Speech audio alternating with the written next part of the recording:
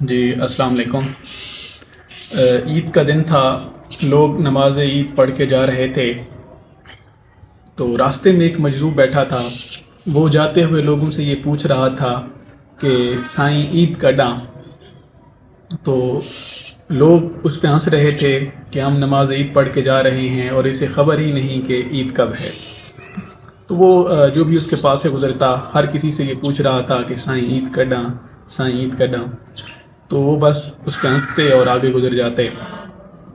تو اسی راستے سے حضرت خواجہ غلام فرید گزرے، تو جب اس نے خواجہ صاحب سے یہ پوچھا کہ سائیں عید کڈاں، تو خواجہ صاحب نے کہا کہ یار ملے جڈاں۔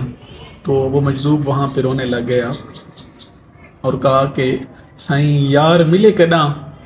تو خواجہ صاحب نے کہا کہ یا میں مرے جڈاں۔ تو پھر مجذوب نے کہا کہ سائیں یا میں مرے کڈاں؟ تو خواجہ صاحب نے اسے تھپکی دی اور فرمایا کہ یار چاہے جڈاں، یعنی کہ عید تب ہوتی ہے کہ جب دوست ملاقات کرتا ہے، جب محبوب حقیقی کا وصل نصیب ہوتا ہے تو عاشقوں کے لیے وہی عید ہوتی ہے۔ تو امیر خسرو کا ایک فارسی شعر ہے جس کا مفہوم یہ ہے، وہ فرماتے ہیں کہ اے میری عید کے چاند، تو آ تو میں تیرے دیدار پر یہ جو ہزاروں چاند قربان کر دوں۔ کہ جب بھی محبوب کا وصل میسر آتا ہے تو شادی اور خوشی عاشق کو میسر آتی ہے، تو اس لیے وہ کہتے ہیں کہ جب میں مرتی ہے تو پھر کیا ہوتا ہے، پھر محبوب کا وصل نصیب ہوتا ہے۔